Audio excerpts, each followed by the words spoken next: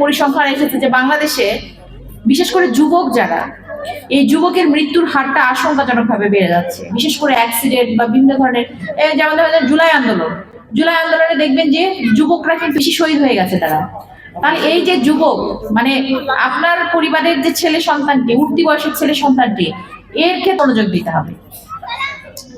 তো আমি আসলে আপনাদের সাথে কথা বলার সুযোগ পেলাম, আজকে একটু সন্ধ্যা হয়ে গেছে, ভাবিরা আছেন, আমি ভাবিদেরকে অনুরোধ করেছি কিছু বলার জন্য। যাই হোক, ভাবিরা আপনাদের সাথে পরে আরো প্রোগ্রামে ভাবিরা কথা বলবেন। এখানে আপনারাও আছে, আপনাদের কথাও আমার শোনা দরকার ছিল, আমরা প্রোগ্রাম করব। আমরা এই জন্য আমরা সবার কথা শুনতে পারলাম না, এই জন্য আমি দুঃখ প্রকাশ করছি, কিন্তু আমরা যখন আরো প্রোগ্রাম করব তখন সবার কথা শোনা হবে। তো আজকে সবাইকে আবারও শুভেচ্ছা জানাচ্ছি এবং সবার প্রতি আরো আন্তরিক ভালোবাসা জ্ঞাপন করে আজকের আমার মনে হয় যে এরপরে আমরা পুরস্কার বিতরণীতে চলে যাব। দ্বিতীয় স্থান শামিমা,